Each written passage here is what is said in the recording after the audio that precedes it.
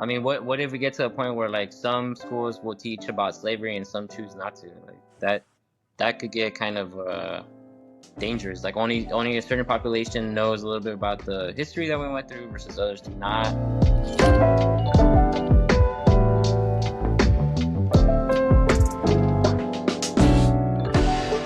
Welcome everyone to the Bewildered podcast. My name is Jose.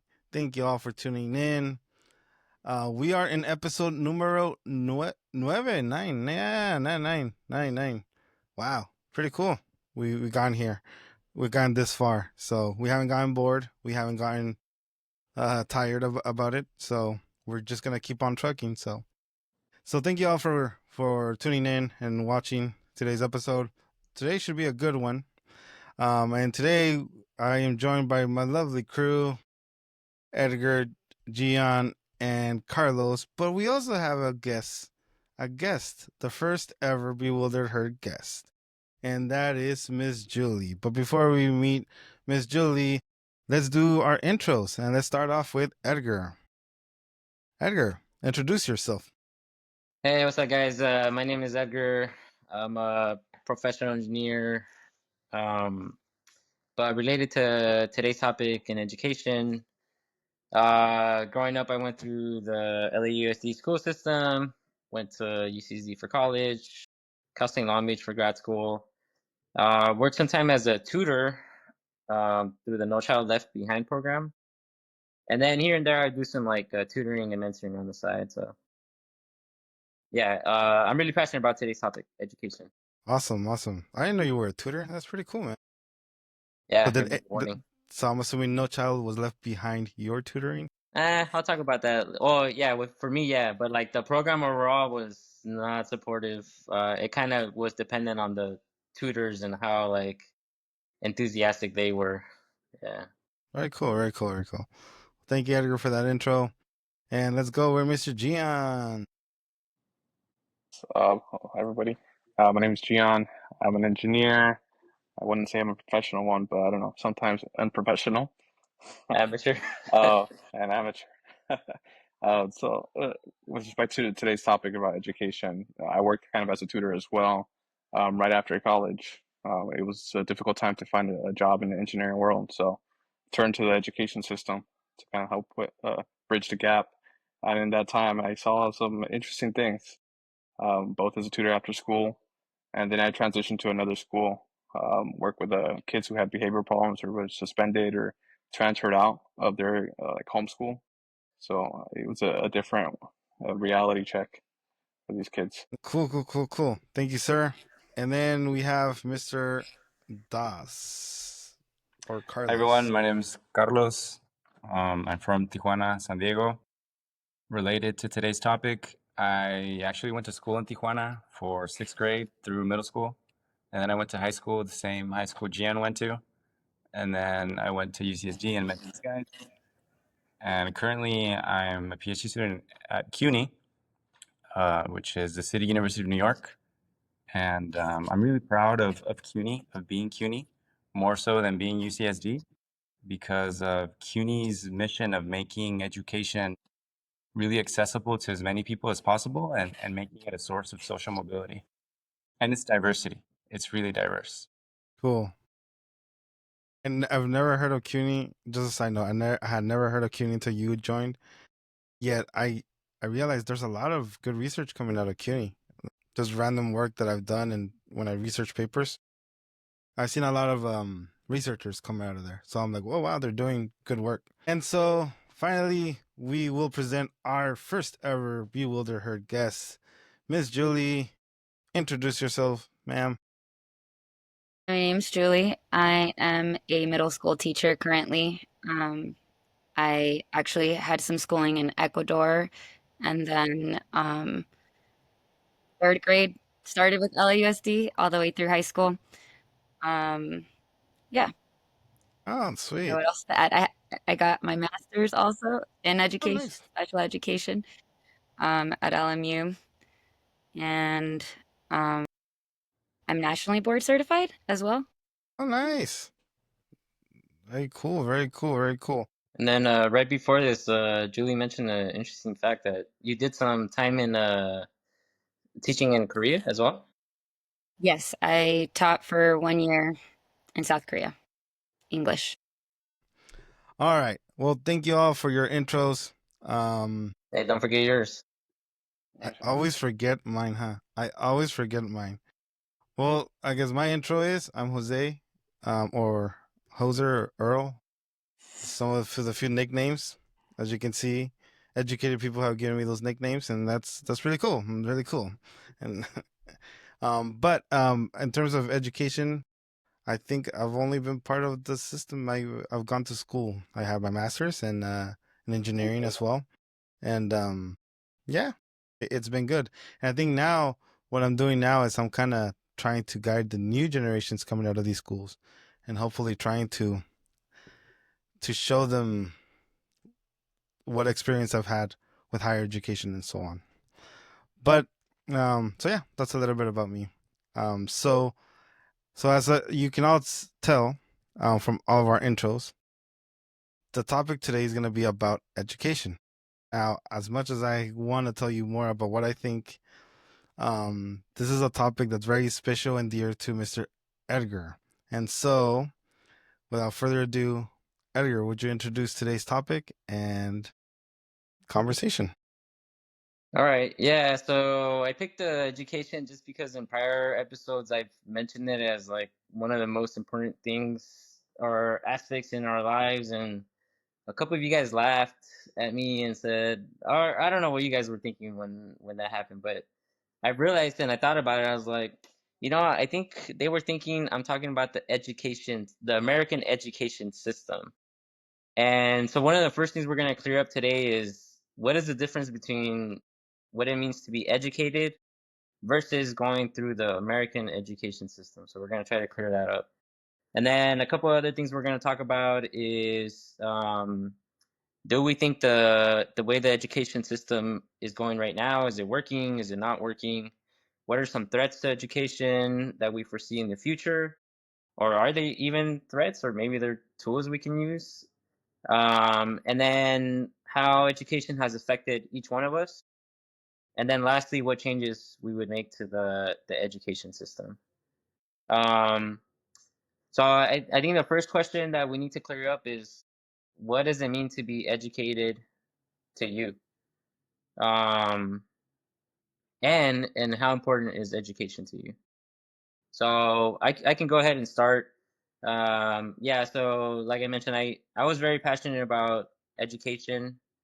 Um, and I think education to me means learning and knowledge, curiosity, just having knowledge about different topics that could be useful in your life. Um, and I would argue that part of me does think that going through some kind of education system and having some structure is important. I know some of you might disagree on that.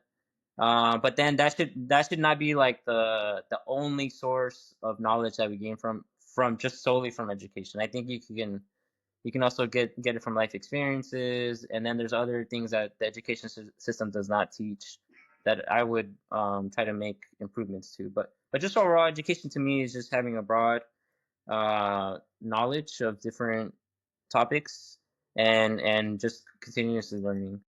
It's been so important to me. I think it's the has led to all the success in my life. I would rate it, top three things in my life that I'm continuously doing, even now that I'm, out of the education system. I'm still like trying to learn and whatnot.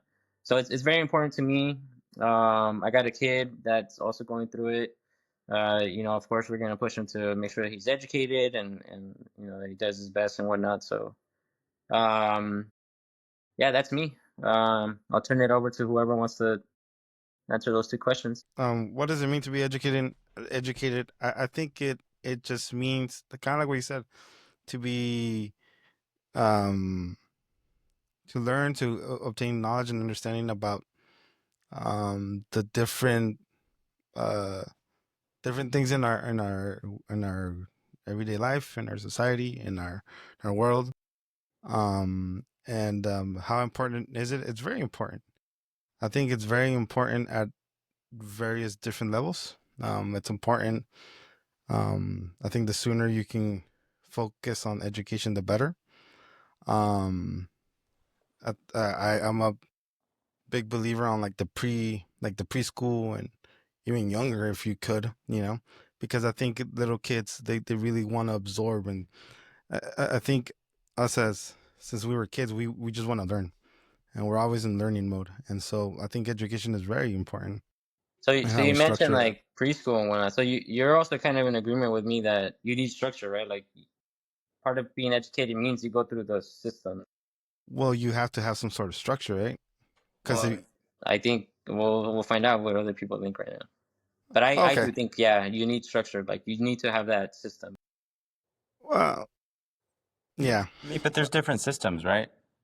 And this is where I kind of like my definition of education is it boils down to whether you could question standard doctrine that guides leading assumptions of how we live our lives, right? That's what it boils down to me. But it also involves making up your own mind based on evidence that you seek or that comes to you, and how you can collaborate with others, right? How you relate to others.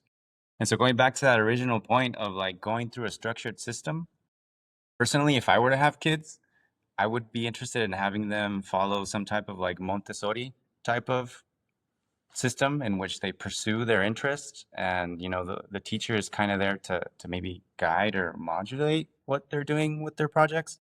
But I just learned right now from Julie previous to the recording that sometimes you have big ages in just one class, and I didn't know that. Like, I think that was like a weird case. Usually for Montessori, it's like 1 to 2 grade levels. I think I was just being taken advantage of maybe a little bit there. But I was able to create a learning community though. So speaking from a personal experience, education to me, as I'm going through it right now with two little young ones, I put them enroll them into a preschool, and they are in this large classroom with like four different teachers and staff looking over on 20 kids, for example. And what's been successful in their growth is they've been able to communicate and express their emotions a little bit more and pursue different avenues that they enjoy. So, for example, they like to be very artistic, very they like arts and crafts, crayons, drawing. They want to write, they want to read. These are things that if they didn't have this structure, I don't think it would have been as easy for them. I personally am exhausted and tired through work, and so I wouldn't be able to teach them to show them all these things that they're able to actually um, gather at and obtain at school and at preschool in particular. And the education system to me is just a place to kind of bring everyone together and pursue something that you enjoy.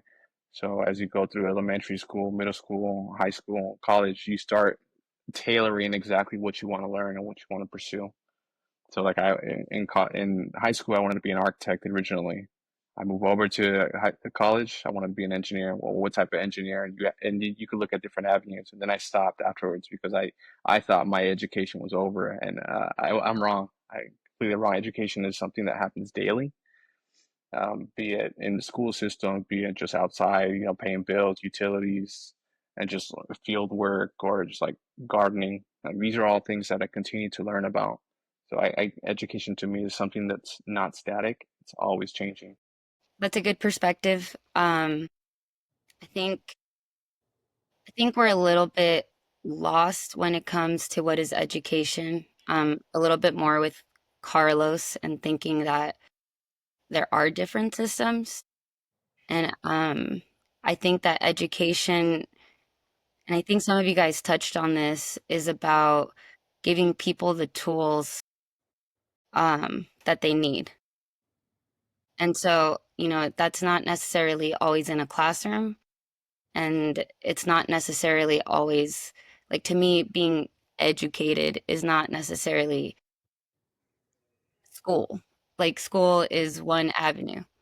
Um, and yeah, so I think education is extremely important. And as a mother of two, I think the best thing that I could do for my kids and even just as a teacher, is help people self-advocate. Like, if I want to learn something, how do I do it?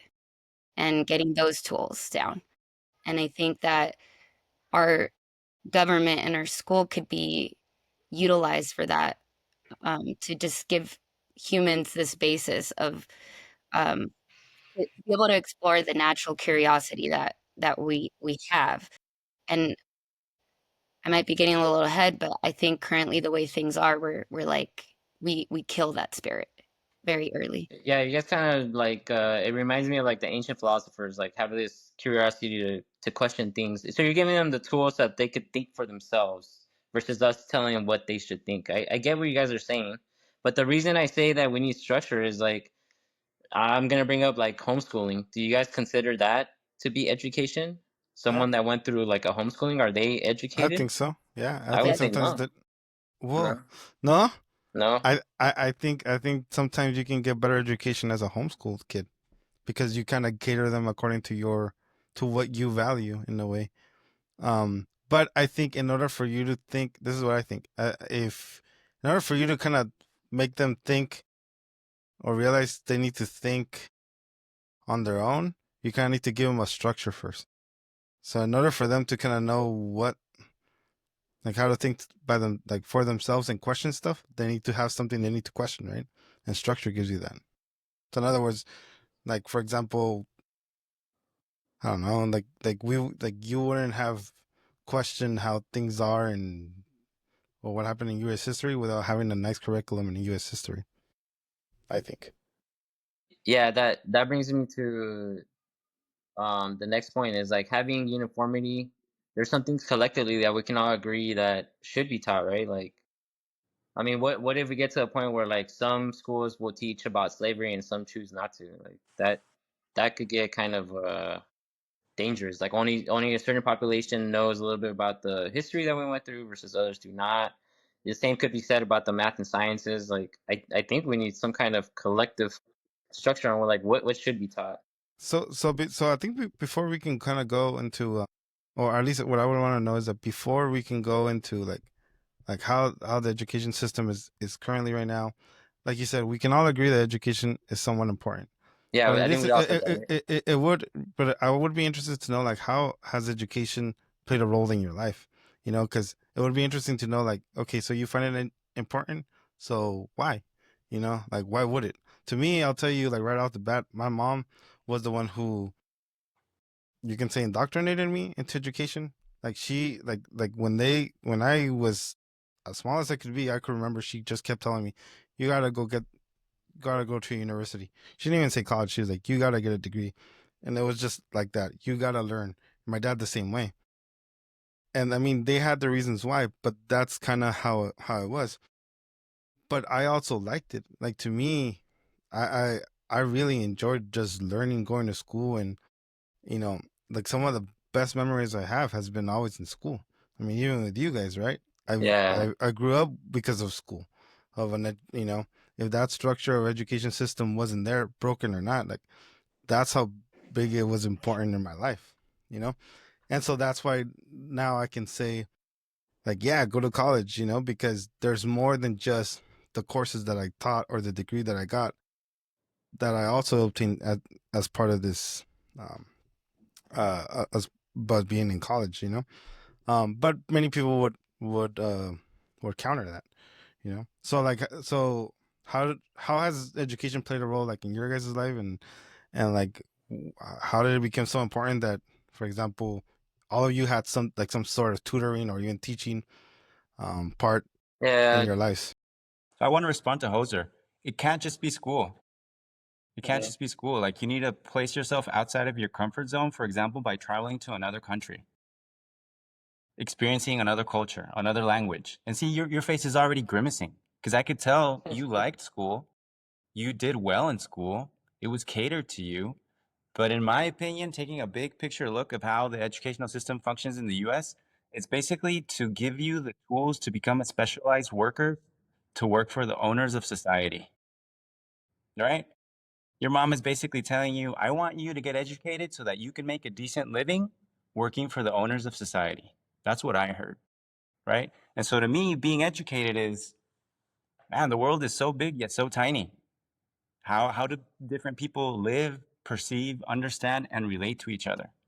That's just one aspect. And then another aspect of being educated to me is taking sides and on issues, on different issues that range from your community to your interpersonal to geopolitical events that are happening around the world.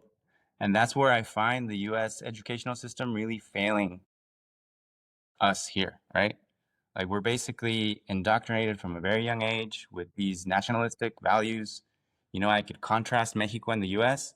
I think Mexico does an even more spectacular job of instilling nationalistic values in its population. Every Monday, we'd go to the fucking court in school with military music while a group of ladies carried around the Mexican flag, and we sang the national anthem, sang the anthem of the state, and said the pledge to the flag every Monday nonstop. And I remember in high school in Castle Park, I don't know if it was Mondays or Tuesdays, this same thing, right? The Pledge of Allegiance, and then you'd hear what's going on. And so just reacting to Hoser, it can't just be school. You can't rely on school for education. Right. Hey, but okay, but you, dude, you went through school. Hoser, we're just talking about like the plus side of it, right? Like the benefits, the community, the learning. I mean, did you not experience that? Like, this is where we all met. So there's I'm not throwing the baby out with the water, but I'm just saying it cannot just be that. okay, yeah, I agree with you on that. Yeah, it cannot just be that. And then we're gonna get into that on like the following questions. But specifically to school, like, come on, you got to say something positive. Like, there must have been some good experiences for you. Here, I I mean, I had think. access to a library. I Yeah, really valued exactly. that. I really Yeah, valued the library, and if you ask me, like my favorite part of school, like growing up, it was like Yeah. recess. Did Back in your the education community. go to waste or like what? I you mean, were an accelerator reader. You were an accelerator reader. You I love that. Yeah. yeah. exactly. Yeah. And think about it. How do you read right now? Do you love reading right now? Yeah. And that had to come from all that AR. I know it sounds very like cliche, but it did. Like in a way, like those pizza parties that they would give you. Yeah, for reading 10 books, you know. But now you can read all those books that make you think independently. That's cool. So you gotta give credit to that, no? Hey, Yeah. but then he's the only one that like didn't do what he studied, huh? Because you're doing something like completely different than structural engineering. So Yeah, but I did engineering for about 3 to 4 years here in New York.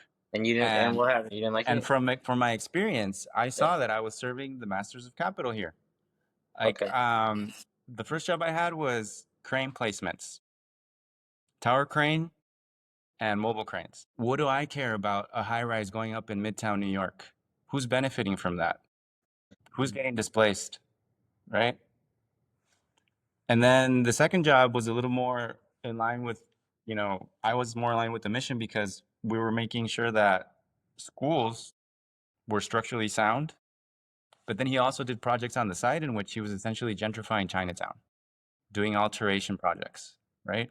And so that doesn't sit well with me, and I Yeah. couldn't. I have to agree with Carlos to some degree. I feel like we're kind of creating like standardized mind, like we're everything that's built into the system right now, besides the basics. Like I think that the basics are important. I don't know if that's what you're trying to get to, Edgar. Like we obviously have to learn how to read.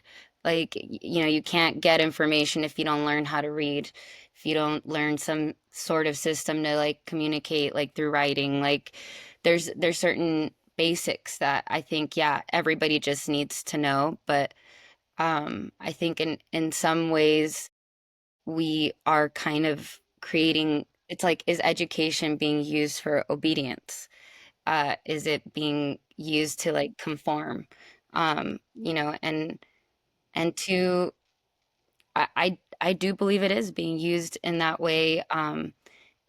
Education's really powerful. You said how has it affected your life? Like it changes lives. That's why I became a teacher.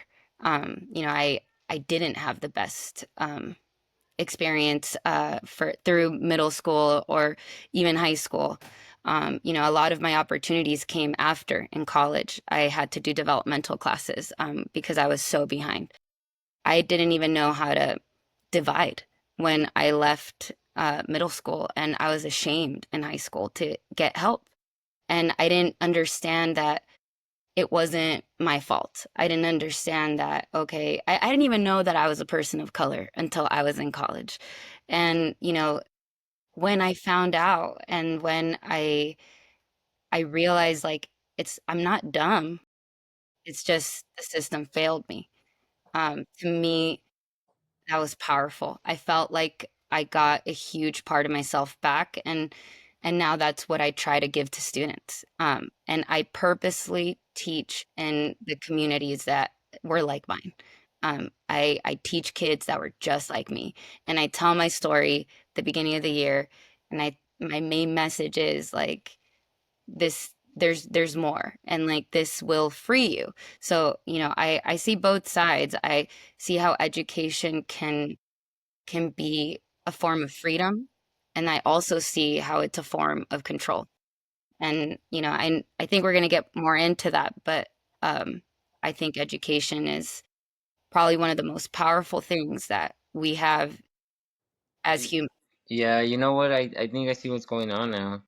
I'm also a person of color, but growing up the whole time, like I was selected for these special programs called like either Magnet or School of Advanced Studies, where basically they picked like a couple of us from the school and put us together, and like they really um uh made that the resources available for us, like best teachers, books, everything we needed so that we would succeed. This like core select group of people. So my experience is I think is different than what the masses are, because I would see some of my buddies like growing up playing soccer that were like in these regular classes, and yeah, I mean like sometimes the way they would treat them was like their case is hopeless, like, and why even bother, right? But for me, growing up the whole time through middle school, high school, even elementary, middle, high school, was like I had all the resources. I was so passionate. I had passionate teachers. Like I don't know, maybe my vision is like blurred for my experience, and maybe I have yeah, maybe I'm like biased against it, because for me it was so positive. But I can see what you guys are saying, right? Like for some people it could be like that, like for me, but for others the system could fail them. I don't know how your experience was, Gian. I, I I was gonna echo what you're saying, kind of. I do remember the program, like GATE, I think Gifted and Talented. Yeah. Basically, there's like like 3 or 4 hand-picked individuals per grade, and they're like, these are the 4 individuals who are gonna excel.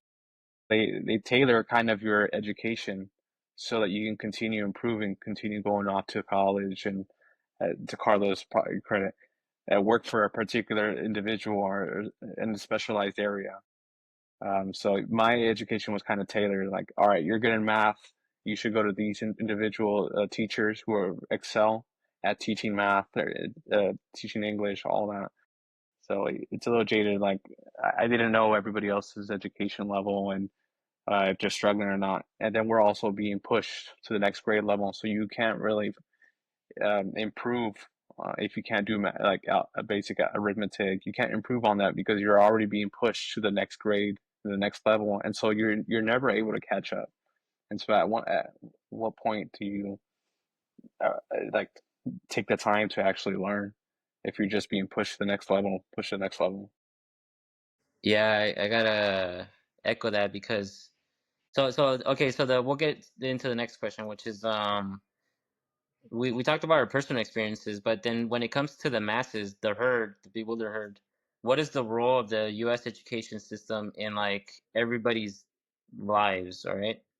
And I could kind of like what Gian said, like pushing through. I agree to some extent with you, Carlos, on that one, that like yeah, the system is meant like a pipeline from child to like a worker bee. And the moment I realized this, again, because I was like sheltered, right, myself, but for my son, he was born on August 30th. The cutoff date is September 1st, so he missed the next grade by one day. So he's literally like the youngest kid in the class, all right? And this last year, his grade levels were like so low. He was struggling to read, and it was so tough for him. And then you guys kind of know about like his health issues, that we had to like pull him out of school and all that. So he was really struggling. We talked to the principal, and we begged her like, hey, if he was born one day later, he would be in kindergarten right now, not in first grade. Can you please just like hold him back so that he could be amongst his peers? Like, what is the difference between a day, right? And she gave us all these like alternatives, like, oh, we can get him tutoring if you do a 502, I don't know, like some plan or whatever that, yeah, that he's like sick and he needs extra help. And then I kept pushing through. I was getting upset, and she said flat out, like, okay, this is the deal here. In my 30 years of being a principal, not once have we retained one person. And I was like, yeah, but his grades are not doing good. And he's like, oh, we've had students that are way, way worse than him, and they get pushed too. What the fuck? Okay, that was the first clue that I was like, oh, like then I started thinking like, why would they do that? And I guess it's funding, or it would look bad on the school. Like if your like failure rate is too high, it's not gonna look good. So then that was the clue that like kind of made me think like, oh, okay, yeah, I don't think they're looking out for his best interest, but rather get him Rated. through the pipeline, right? Just push him through. So when it comes to the masses, I agree with you guys on that one. Like, yeah, there's improvements that could be made for like the entire population. Okay. I don't know how you guys feel about that. Anybody else want to take it? No, I was just say there's a lot to say, and a lot of different ways to kind of attack this problem. And I'm no expert, right? So like I would look to Julie at this because she's dealt with a lot of this at different levels. So I kind of Yeah. look to her guidance. Yeah. So what do you see, Julie? What do you typically see with like? Do you see a lot of kids getting held back? Do parents want that? Do they So, don't? as I mentioned, I have worked at different types of schools, but where I've worked the most are at what's called Title I schools. And so often, um, and for those of you that might not know what Title I means, it means that it's usually most of the population is lower income, needs government assistance, and we get a bit extra funding to do things like be able to give lunch to everyone because a lot of kids really depend on the food that they eat at school, and often in these situations, for example, currently this year I have 20 newcomers. And so when, this administration came in, it was very unsettling. And to see my students panic and, in a place that I always thought I could guarantee as safe, was I don't have that guarantee anymore. So I guess just in that population in my bubble, what I see is that, for example, even when I taught eighth grade, my students came in at a third grade level for reading and math. This year, when I started teaching math for sixth grade, I have maybe, I want to say it's like 80% of the class that didn't know how to add. Um, so I see that kids are not being held back. Kids are just being pushed forward. And then schools are being judged and managed based off of these test scores. And so we have just become just a machine where we are just trying to get test scores up and we're losing view of the child. But And you the don't whole think that COVID had anything to do with it though? no, The because before pandemic? COVID, it was the same story. So I think COVID made things worse. Um, but I can't really say that it was that different in this community. Um, I will tell you that I don't assign homework. I it just doesn't work. There's nobody to help them at home most of the time. Um, I I just recently started doing extra practice as like optional, but it cannot be tied to their grade because if it is, it's everyone's failing. So I guess what am I seeing? I'm seeing that the system's not working. I'm seeing that it is failing in a lot of ways, and um, it it's that like it's getting worse and worse in my opinion, and I don't think it's COVID. I think it's something that's been going on. Now, go to a different zip code. We have different stories, but that's what I'm seeing in my neck of the woods, I guess. But you don't think that teachers also like kind of like get discouraged and and then eventually say like, oh, like why continue? Like, It's hard. or because they have their own lives, right? And they're thinking about their retirements, they have their own families, and so do you think that kind of gets in their way in how they want to teach? I think what gets in our way are these test scores. I think that we get so caught up in wanting to prove that our students improved with this very particular way of testing someone's intelligence, and it's got so much weight. Like there's so much pressure on teachers to get scores up that nothing else is taken into account. Like, I have kids that are homeless. I have kids that have been traumatized. I have kids that don't know if they're going to eat tonight. And you're telling me that I, my biggest priority is making sure that they can pass this test. And the answer as a teacher is yes, that's what they want us to do. And unfortunately, none of that is considered when we're looking at these scores. And then funding gets distributed, and funding shouldn't be equal. That's not equitable. And, that's the hard part because we're in this vicious cycle where we need to get test scores up so we can get more funding. Hopefully, more funding is going to help our kids, but our kids are not going to get the help because they're not going to make those numbers. And teachers get burnt out because now we are not teaching just to bring the joy of learning and to instill in people you know, the joy of education that it should be that it was. And now it's just like, let's see, what grade level are you at for reading or, math? And let's measure you now, teacher. How much did your students improve?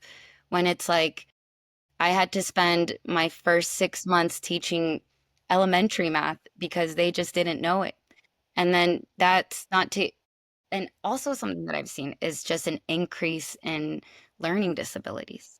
And, so I'm currently dealing with a class where if they don't have an IEP, which is an individualized education plan for like disability, they may only know Spanish. So I have a class where I teach in Spanish because I have 20 kids that only speak Spanish. Not to mention, I have 30 kids, like up to 30 kids in most classrooms, like 28 to like 29 kids in each classroom.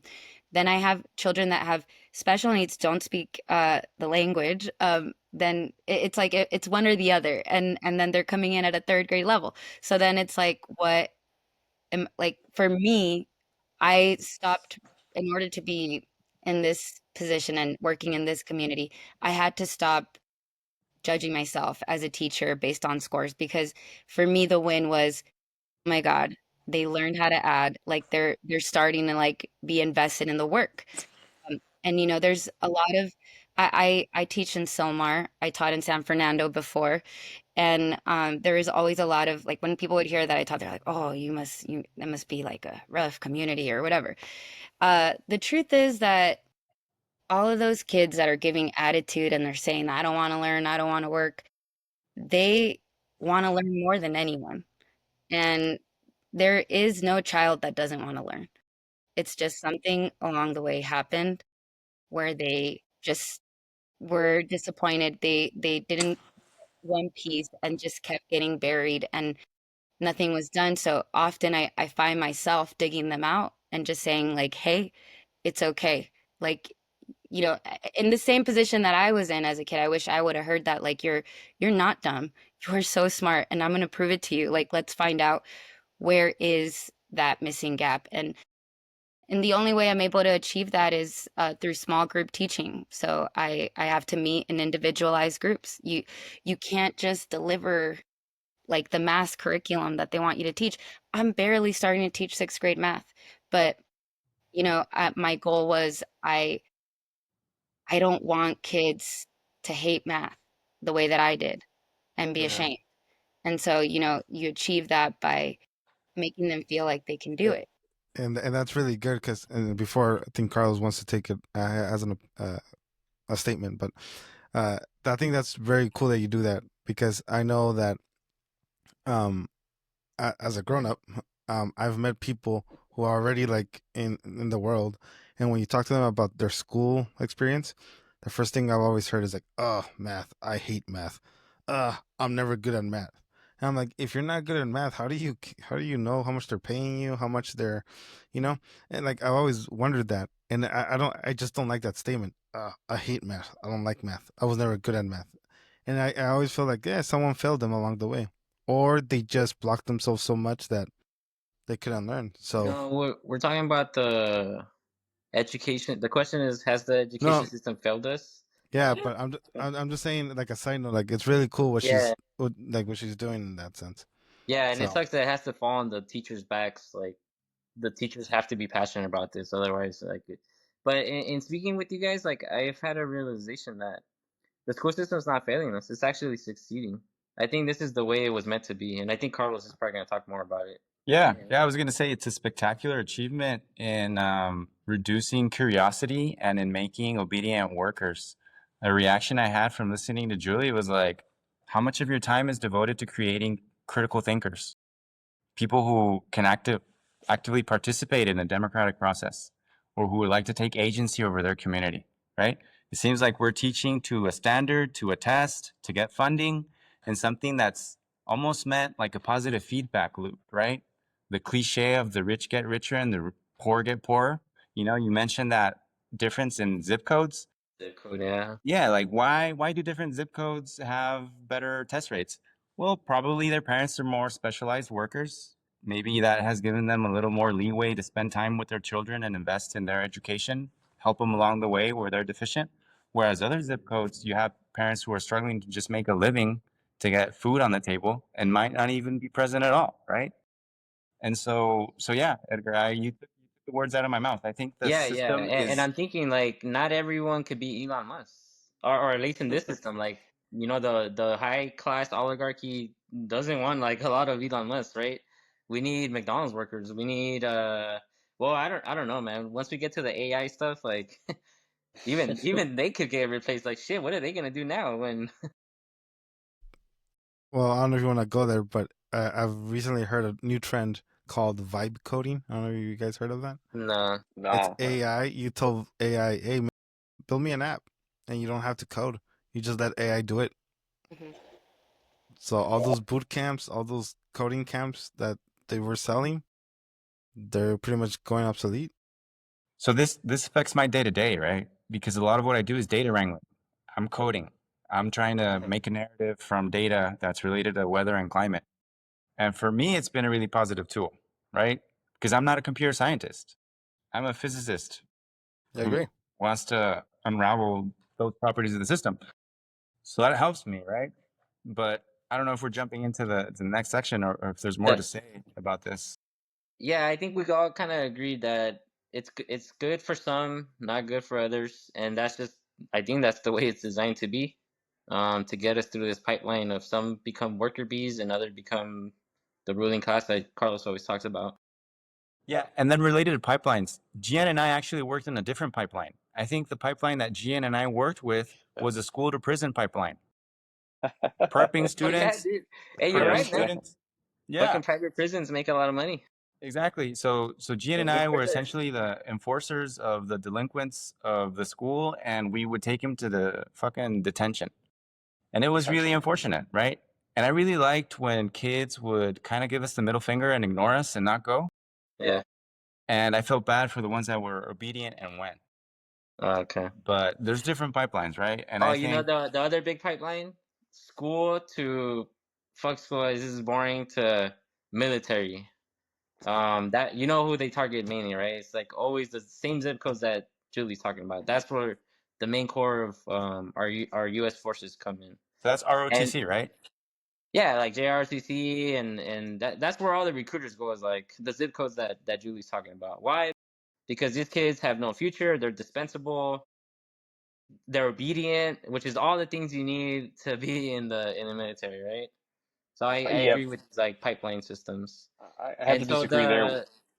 Yeah. So the next question is what future threats? I mean, we already talked about it, a lot of threats to the education system, but what future threats do you guys foresee? One of them is the politicization of the education system. There's the recent, talks about eliminating the Department of Education nationally. Um, that's one threat, and then I personally think AI is a threat, but some of you guys are going to disagree. So now we can open it up to um, threats or opportunities that we foresee coming down the pipeline. I mean, I would say that AI is a tool, right? And I think I've said this before. Like, you could take a hammer to hit a nail, or you could take a hammer to someone's head, and then there's a lot of gray in between, right? And so it's going to depend on how AI is used, right? Like, in my dystopian vision for a future, I see some people with access to human doctors, and I see others just talking to a screen, right? And I don't know if that could be transferred over in the educational realm as well, right? Like, if you have a zip code that is struggling with test scores, is it going to be more cost effective to just give all those kids a bunch of tablets and have ChatGPT be their teachers and move the human teachers to the zip codes that are more worthy? Like, this is a dystopia I'm talking about, right? Really extreme. And hopefully there's a lot of gray in between that. And with regards to threats of the educational system and why it's so politicized, I think it's the masters of society realizing that education is really powerful and that it threatens their privilege, especially if we're equipped with the knowledge of where we've been, what's our history that has led us to where we are, that can dictate potentially where we can go if we decide to really pursue an education that will free us. And so that's why I think we have banning of books, banning of certain terms.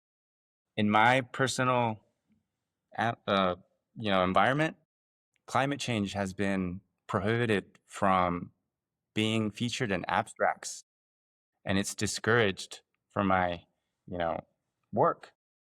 And I see a parallel with something that has been going on for about more than a year in the Middle East, which is the genocide of Palestinian population and the refusal of the mass media to use that word, right? Genocide, even though the International Criminal Court has deemed that very plausible. You have different reputable human rights organizations that have also come to the same conclusion. Yet in the mass media, that word is not featured, right?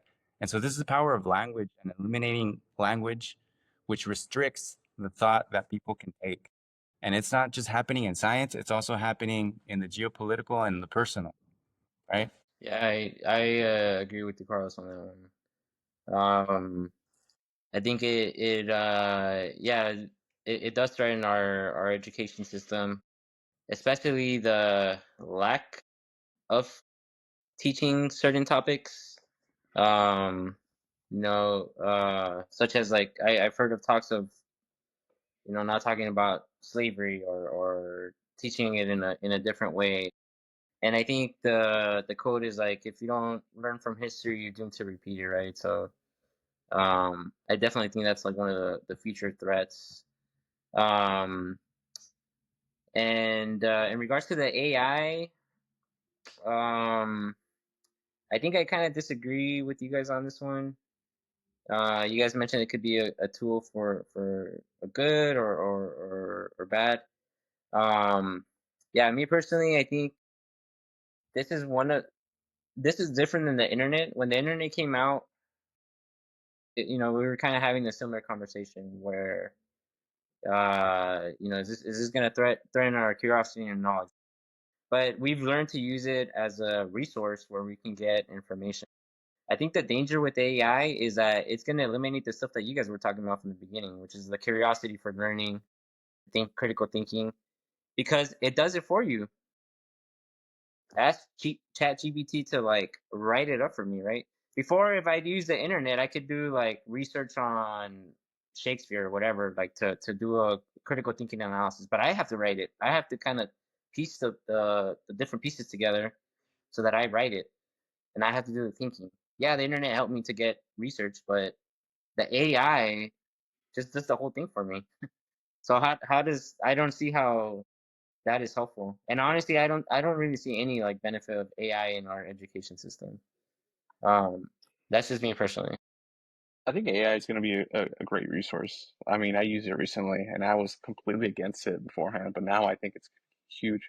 Um, but I think it still spurs some of the curiosity development. You still have to dictate to ChatGPT or an OpenAI exactly what you want to know, and I think it'll help in bridging just this education system. So as Julie was saying before, like the education system is failing the kids. I mean, OpenAI can also help bridge that gap. Like they can teach you arithmetic, they can teach them how to spur their curiosity. If Carlos is saying you can start an app, well, that app has to come from somewhere, right? They have to come up with the idea. How do you get that idea? Well, it has to come from somewhere. What I think the government is doing is kind of reducing that curiosity and closing our mind to just be statistics, be numbers, and to not be able to really understand the kind of our society and our environment. It's really just, all right, you're gonna learn 1 plus 1 today, and you're gonna read these specialized books, right? So you could be a nationalist. Like, I don't think that's the right thing to do. I think we need to embrace open AI. I mean, even I the don't see internet, how what it's you're a savior though. Like how is it gonna save us?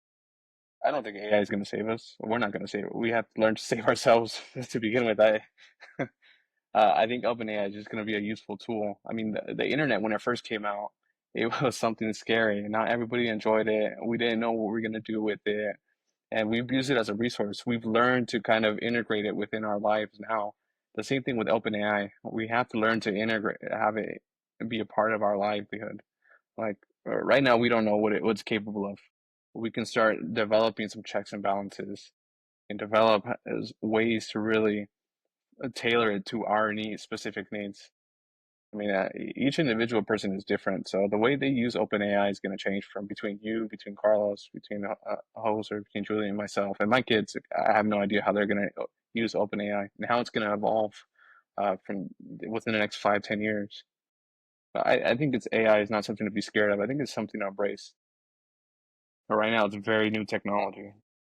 I completely agree. I think everything you just said is spot on. I think we're doing a disservice right now to currently AI is banned for 13 and younger, which I understand why they banned it, and it's blocked in most school campuses. It's like, you don't mention the word AI, and a lot of teachers use AI, but they're against their students using AI. And I just think it's a disservice just because we have no idea what world the new generations are going to grow up to be in. And I can tell you that AI is going to be a part of it.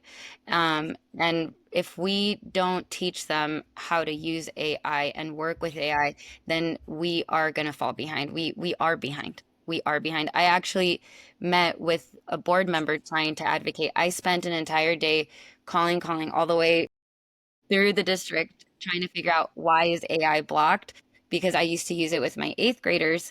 There's actually this incredible platform that's called Class Companion, and I cried when I found it just because it made me so happy. It is a platform. At the time, I was teaching science, but I was like also teaching writing and science because my kids needed the extra practice. And I actually was very excited because I found a way to get students to write an essay in a day when it used to take them like a month to write one.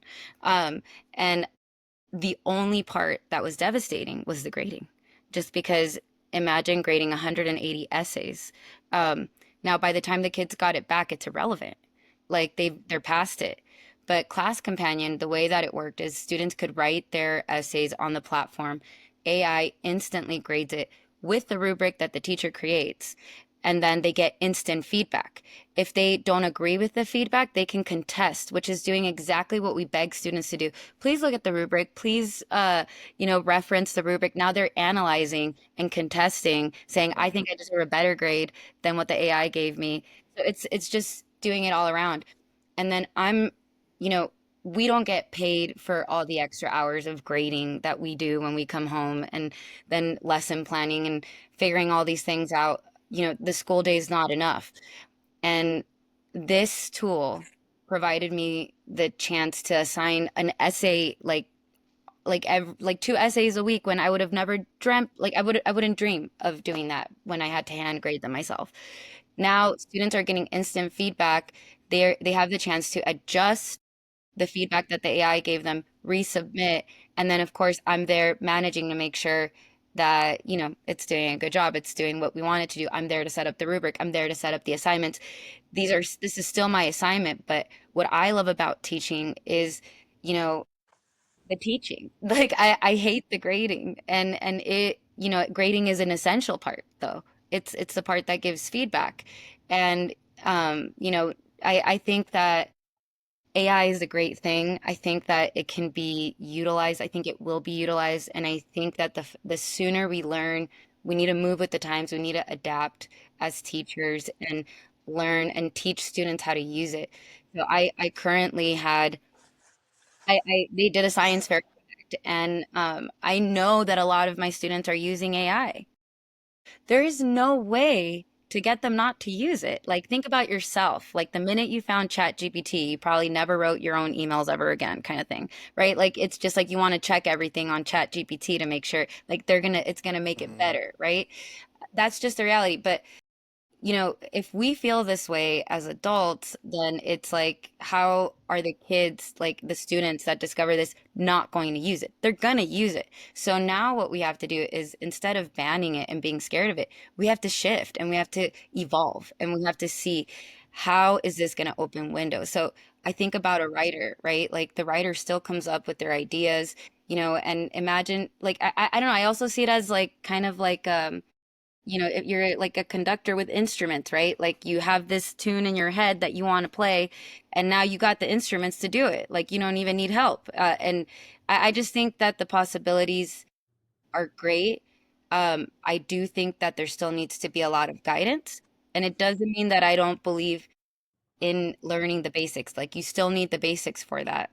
And I was actually thinking that the thing that scares me is, I hope that we don't lose.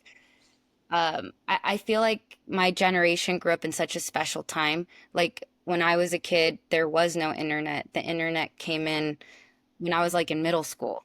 And so I saw what the world was like before the internet came in and was like so easy at our fingertips. But I was young enough to be able to adapt to the technology and learn the technology well enough to, now be able to manipulate it. But because I had that background, because, so even if I have AI write an essay, I don't know if that essay is good or not if I don't have the structure of what an essay is and what it's supposed to look like. So yeah, I could write it, but if I don't have that background, then I won't know how to manipulate. I won't know how to use AI.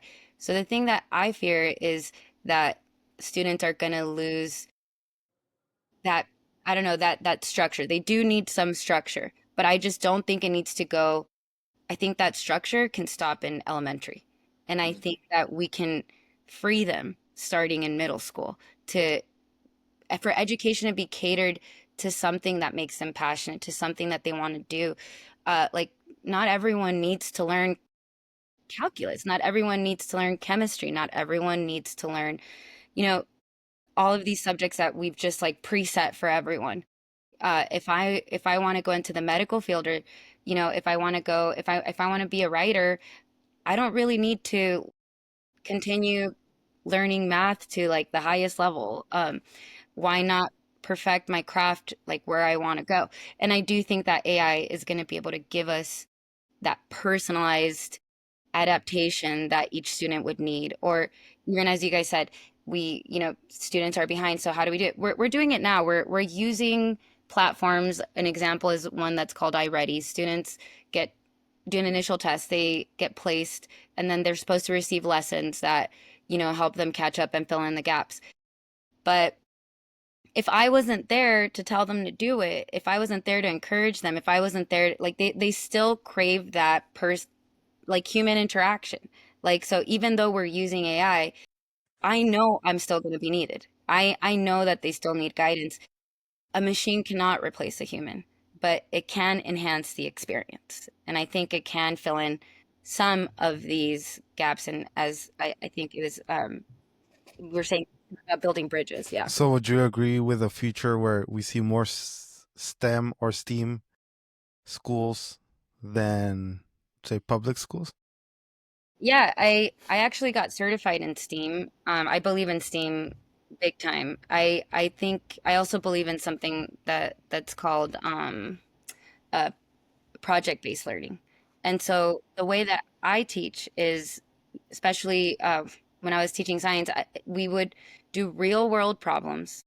Like it was real life. Like we're not doing hypothetical um, things. I mean, with for an example was, for example, recently they had to create a sustainable city. They used Minecraft to create it. And they had to, we actually ended up joining this competition where you you have to create a sustainable city and talk about why is the building sustainable. Like you have to tackle a climate change problem, right? So we learned about climate change. Everybody chose the topic that they were interested in. I had a group, for example, that was interested in the fires, and so their town was like fireproof, and so they came up with solutions and ways that their town was going to be sustainable. Now we incorporated math because they had to come up with a budget. We also had to talk about dimensions for the buildings. Climate change, it's all about like, well, why are these fires happening? Like, why is this a problem? And like, what can we do in real time? And they had to do research. All of their explanations had to be backed up through research. And so, now we're incorporating everything. And at my last school, we even used to do interdisciplinary projects where we were doing the same project in all the classes. It's just you were looking at it with a different lens because now we're in English class, so now we're going to write our proposal or, whatever it was. And I think that that's the best kind of learning. And that's what I'm here for. Like, that's what I want to see happening. Like, kids being interested, having some control, having choice. Like, nobody wants to just sit there and write and be told what to think and what to do. That's not how we create thinkers. But at the same time, as a teacher, I am limited. So in science, I'm not because there's no test for science. So I could do whatever I want, but until you get to eighth grade. But for math and English, you're limited. It's just like, what are you doing in your class? This is what the district said we have to do. We have to follow this plan. So you don't have as much freedom. So I hope we can. So I have a question for Julie. Like, if I heard you correctly, like you said that now your students write an essay like within a day. My eighth graders, when I was Okay, teaching. eighth grader. That to me seems really impressive. Like too impressive to be honest. Which is brings me back to where Edgar is coming from. Like, yeah, AI is a great tool that I use in my day to day, but I think I know how to write to a certain extent, and ChatGPT enhances my writing. But if you're someone that's learning how to write, like to what extent can you develop your voice and your writing skills if you're using ChatGPT from the get-go? Well, I wouldn't recommend for a classroom like for AI to be used in that way. If we talked about like getting the basics down. So if we were to kind of consider the basics being like, okay, everyone needs to learn how to like write and do basic math, right? We now have the basics. But if we move this now into middle school, like how would you use AI? I wouldn't necessarily have AI write everything for you. It's more, I would use it as a tool like to edit and correct and teach. Like, oh, here's the sentence I just wrote. What do you think, AI? And then AI will give you feedback and then you adapt that. So now you are improving your own skill. Um, I think that maybe when you get to college, it would make sense to use something Yeah. like ChatGPT and have that freedom because now you have the structure, the basis of like you understand what it's supposed to look like. So now why would you spend your time writing that if you now can, build a whole world? You get what I Yeah. mean? It's like Yeah, Julie, I think middle school is too young. I would say like more like the high school level. There's a difference between enhancement versus replacement. And I think if you open it up that early while they're still like Carlos said, like they're still kind of learning the basics, even in middle school, I think it's gonna lead to replacement. Like, I'll just rely on ChatGPT, just do it for me, not check it for me, right? they're already doing it. Yeah, but They are already using AI. And Well, then I think we need more, I don't know, a regulation. way to regulate it. not to say that I agree with Resistance. it. I just think they're gonna use it. We need to teach them how to use it to their advantage. Like Yeah. there's no stopping it. There's no stopping it. I can preach all I want in class and say, you guys need to write your own work. You guys need to do this. Da, da, da. Kids are gonna go home and use it. they're gonna find ways, like they're gonna use it. So instead of pretending like it's not happening, like let's just look at it face on. I told them when they were doing their science fair project, I'm like, I know a lot of you are gonna use Chat GPT or some sort of AI. That's fine. But here's what I'm gonna tell you. You need to make sure that it sounds like you. You need to make sure that it's at your level. I'm like, I know you're not a little mini professor. I was like, when I look at this paragraph that ChatGPT just provided right now, that's, I know that's not you. So can you manipulate it to the point where it can sound like you and you can understand it and you can explain this to me? That scares me, man. I maybe I'm just old, but that No, scares me. I mean, think about it. Well, I don't know about you, but I used to use Spark Notes to do all my my Yeah, you're right. my reading novels. I think Yeah, I read Moby Dick. I read like 10, 15 novels through Spark and Notes. then you just put it in your own words, right? Is that why And I you made my like? essay. Is that why you like school so much, Jose? Spark Notes. That's right. And Yes. then when I actually got a teacher who actually made me think about these things, I was like, metaphor, feelings. What is this nonsense? But you know, it is essential. It is important to do that. And one thing I wanted to mention quickly is where our technical innovations are coming from. They're coming from our military industrial complex. All the important technical innovations that we get that trickle down to us are from military applications. So I mentioned the ongoing genocide in Gaza. AI is a prominent feature of that genocide right now. Selecting the targets of where to strike, so on and so forth, right? And you can grimace all you want, Hoser, but that's some serious shit going on. Yeah, AI is being used Yeah, in our airspace and but I naval. think you're giving too much power to that because I think AI is still very new, and a lot of the military and all the government job, they're not that. It's not that easy, dude. No, I mean, I and I think think you're talking about generative AI. AI has been around for a while. right. How long has Siri and Alexa been around for? Alexa, yeah. Yeah, How but long see, has Netflix been around for? That's AI under the hood. The but topic see, that we're discussing I, right now is generative AI. but I can see that though for a profit based rather than for a military blah blah blah blah blah. Because if that was the case, then we wouldn't be very scared about threats I because mean, we would be very I think it's secure. still very important to understand where it's coming from.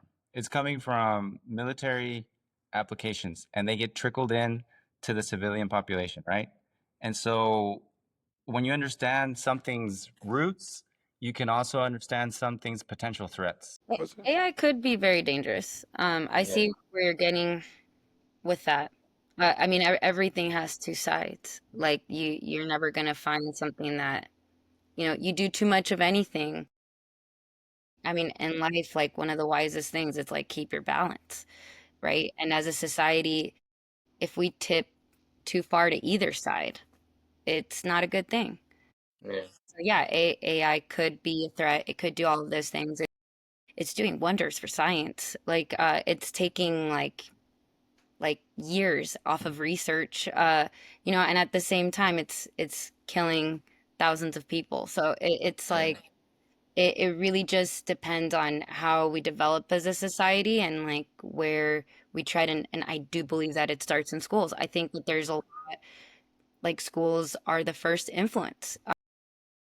Education is powerful. Going back to that, it's super powerful. And I think it's really going to depend on, who's at the top. Like, what are we allowing to go down uh, to the masses? Like, everything this AI that we're seeing right now was invented like 15 years ago. Like, we're not even seeing the latest technology. And, by the time we do get the latest technology, they might already have a plan for it. And so right. that's why if we don't get our kids to be thinkers, if we don't get our kids to, be lifetime learners, it's not just like I'm going to school to get the grade so I can go through and go to, like robots.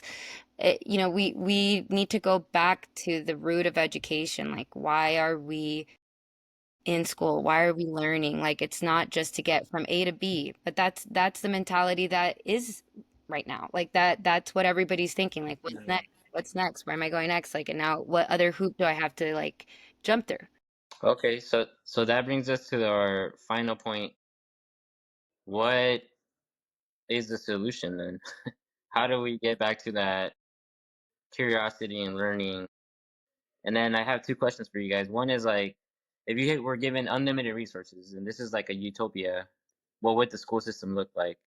And then the second question is more realistically, like, what do you think are some changes that we can make, maybe within our own family, with our own kids that are under control that you can make to get a better education? And go ahead. I was just gonna say, in terms of like the future, I think one of the things that I like, and Julie might have touched on this a little bit, is project-based learning. When I was in like looking for schools, for my two young ones, and looking at their enrollment process and kind of their curriculum, I thought it was pretty interesting, very cool to be able to just teach them something. And it's not just like look at the books. This is your basic arithmetic. You got to go through this process. It was more, all right, kids. Today we're gonna learn about how we're gonna get to space. How can we reach the moon? Right? You have to build a space shuttle. You need materials, costs, all that. And yes, that leads to that kind of funneling to like the corporate world, but it's still interesting learning. And it's like you have to work with a team of individuals. So it's like you start building a foundation of community. So it's a community-based learning as well. So you talk to other kids, what are their strengths, what are their weaknesses, and you kind of like push and pull and kind of understand where each individual kid kind of works within that community. So like maybe one kid is very talented in math. Well, they can kind of help teach the other kids too on like how to improve. And then you're all working towards this common goal. And in my example, it's going to the moon. All right. I think that's the way to go moving forward, is project-based learning and not really have this curriculum where you have to have these standardized tests. Because then you're even as a teacher, I think Julie was saying, you're scared to kind of meet these goals, and you can't push this onto the individuals. Each individual is different. You can't push the same standardized tests to every person because everybody's different. Like the tests themselves would have to adapt to each individual, and maybe that would be the way to actually understand if the kid is learning, if they're improving, if they're ready to continue moving forward. Those are some things that I've been thinking about recently. Yeah, I agree with you, Gian. I think more real world applications in schools, and I think it kind of alludes to what Carlos said from the very beginning, that the education system is not the only way to get educated. There's a lot of things missing. For me, it's like the financial side. I mean, we don't learn about investing. That's like really important, right? That passes down creates and passes Yeah. down generational wealth. We're missing like taxes, Uh-huh. emotional intelligence, and like all these other like factors in society that they don't like teach in school. Cooking, you need all that stuff, right? Once you become an adult. So I think it could be if there was a utopian, like yeah, I would make it like way more electives that you can take, way broader scope than just the reading, science, math, history, and whatnot. I would incorporate those. And then one realistic thing that I did with my kid, he gets a lot of homework. And me growing up, I spent so much time doing homework, and then like looking back, I think back like, man, I missed out on a lot of stuff as a kid that I think would have made me a better leader, like a better member for society. That I probably should have like mixed in my experiences a little bit more. So I don't emphasize the homework so much with him. Like if he wants to, let's go do boxing, let's go play soccer, hang out with your friends. Like all that is fine with me. And then yeah, some days we'll do homework, some days not. And then the other thing that we did with him, an example was like this opportunity came up to go to Japan, but it was during the school time, and the teachers were really against it. Like, no, he cannot miss a day of school because learning is so important. What I think the real reason is like if you miss school, you get less money or whatever, right? Um, but yeah, but I was like, traveling abroad, like Carlos said, is like you get exposure to culture, to different foods. Like that in itself is a very valuable learning experience. So yeah, I mean, we're gonna take them on this trip. I would incorporate more like travel and learning about other cultures, kind of like the DEI episode that we had into the school system. And if you could fund that, like the travel abroad in college, but do it earlier, like in high school, man, that'd be so cool. I think that would be one of the changes I made. But yeah, I agree with you guys. It's not perfect. There's a lot of changes that could be made. I just want to quickly say that if we were in a utopia, I think even today the educational system is part of our society.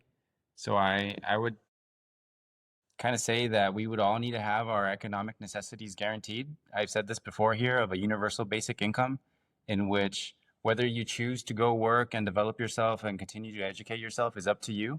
I think that's a really good way to address the wrongs of colonialism, reparations for people in general, so that people aren't pressed to put food on the table and to pay for their rent, so they have that guaranteed.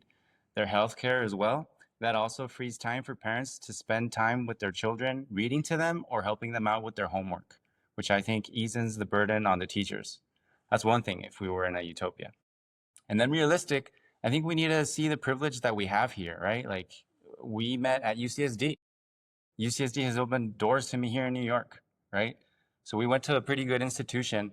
Gian had the time and the desire to look into where his children were going to go to school. A lot of zip codes don't have that opportunity and freedom, right? And so their kids just go to wherever it is they're being shipped to, wherever is more convenient.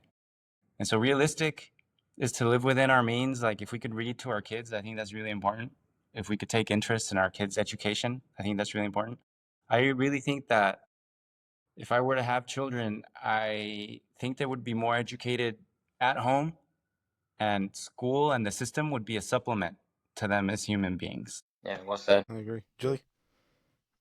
Yeah, so I love what you came up with, Carlos, for the utopia, just kind of giving everyone their basic needs. Because one of the things I always think about, I'm like, if a child doesn't have their basic needs met, they can't learn. And often that's what I find in the communities that I teach, that there's something missing, and like, let's find what it is so that you can learn.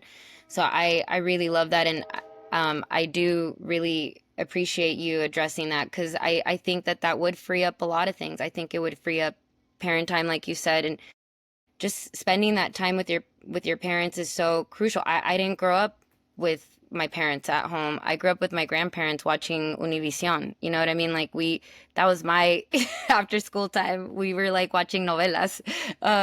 So it is different. I think there we don't really start at the same like level, and that is one of the biggest things, and it's going to take a long time for things to level out. And I'm sure that you guys probably talked about this in your DEI episode, that's why that's such a big deal, that that's going away.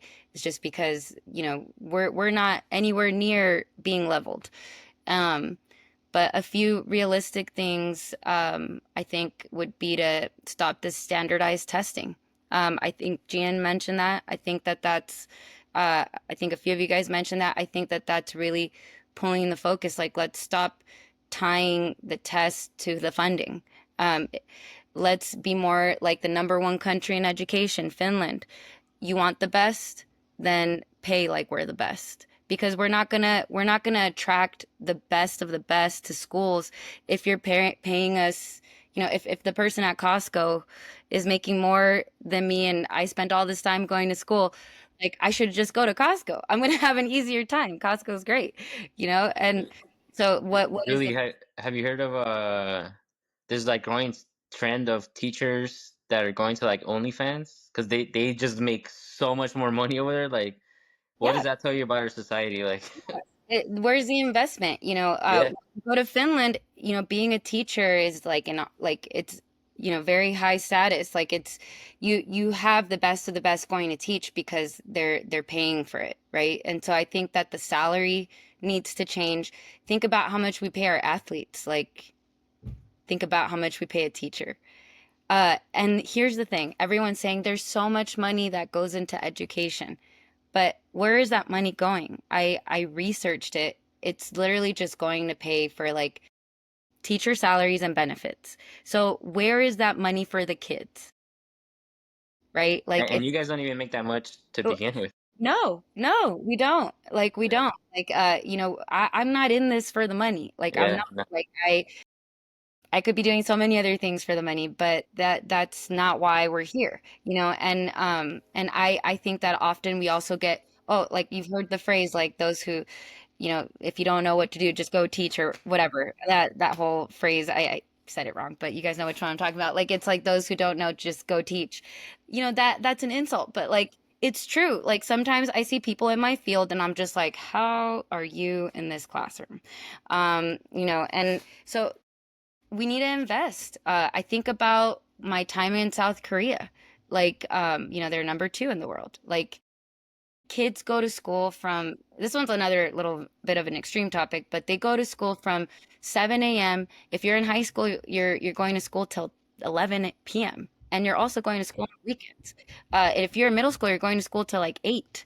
If you're in elementary, you go to school till like 6. So it's a lot longer, but teachers have so much respect. And the classroom, just like the culture in the classroom is so different. Like, kids are cleaning up their classroom themselves. There's no janitors. It's like, there's just a respect for education, and parents like even bow to the teacher. Like, you don't have the same misbehaviors. Like, there's just a different mentality. Like, the popular kids in Korea are the nerds. Like, the people who are the smartest, the smarter you are, the more popular you are. Now, there's a lot of pressures that come with that, but and then going back to Finland, just, they don't assign homework. There's no homework in Finland because they believe that the brain needs to rest. And I agree with that. I do. When we come home, we want to rest, and they do project-based learning. So Finland's got it. Like, we need to learn from them. We need to adapt and, stop the standardized testing madness. Cool. That I think that's really cool. I think that was a really good statement. We gotta respect education. I think it starts with that. I honestly, I could tell you, I don't know how it should look. I can tell you this though. I feel like the future of our education is going to be determined by parents. I think a lot of parents are giving a lot of opinions about how their kids are getting educated, and the trust in our teachers is becoming less and less and less and less. And think about it, like, you guys are parents, right? Like, you probably know other of your friends who are parents, and sometimes you're like, what kind of weird ideas do you have? And imagine them like really making a point to change something that you're like, what? And I think it's just gonna be a constant battle with that, like AI and all that stuff.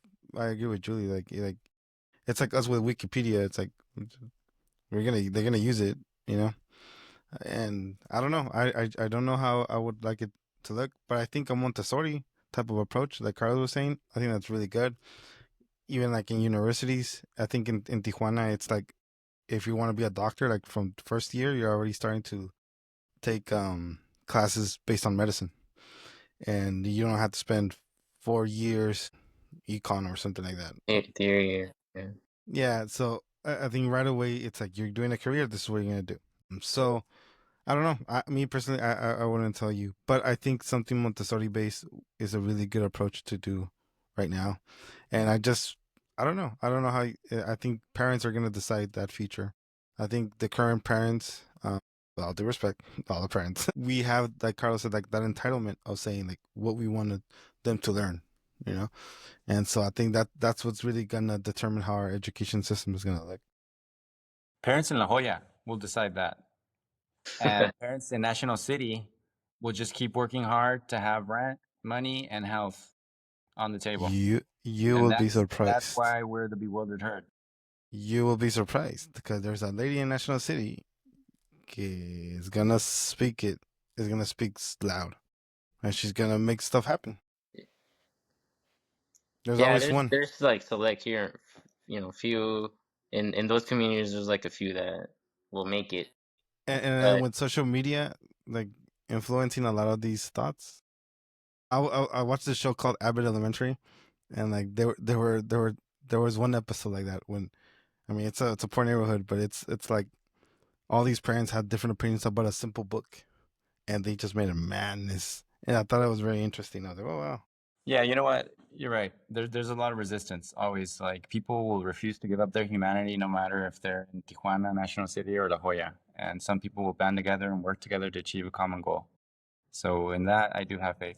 all right. So this was fun. This was a fun education conversation. I certainly was educated. I Yeah. like that. Well, I think this would be a good spot to kind of wrap it up. All of y'all, thank you so much for joining today's episode to hear a little bit about this conversation of education. And I think we could go for hours more because there's so many other areas that we kind of touched on that we could have continued going on. And so hopefully maybe in the future we can go on just on one of those. I think we can go for longer, especially the AI one, right?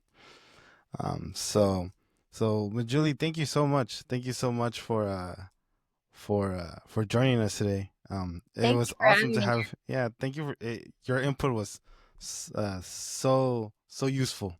You know, to I appreciate kind of yeah, and we hope you continue you continue molding those minds. Don't give up. You know, yeah, No, like I'm nowhere near giving up. No way. there you go. You keep going, and those kids need you. That Yeah. constant, they need that constant, and so we thank you. We appreciate you for what you do, day in day out. Yeah, I I'll wanted to say second that. what Jose said. Yeah, thanks for what you do, and like I'm sure your kids will really remember you and be grateful for you showing up for them. I appreciate that. Thank you guys. Thank you very Yeah. much. And we would love to have you back. I think it was. Hopefully, we weren't too weird. Okay, anytime. I'm happy to offer my perspective. Awesome. Thank you, Ms. Julie, and thank you all, guys. Thank you all, everyone, for joining us. Thank you, guys, Gian, Carlos, Edgar. I think next week we have the 10th episode. Who is number 10? It's Who me. is number 10? Oh, look at that. Are we doing a Spanish one again, or Probably what? all Spanish. Yeah, va a Bring your ser en dictionary. español. Español. All right. Yeah, All first one right. in Spanish. All right, everyone. Well, that's it for today. Thank you all for joining us again, Ms. Jolie. Thank you very so much for joining us today, and we'll see you all next week. Peace. All right, peace. All right. Thank you. Bye, everybody.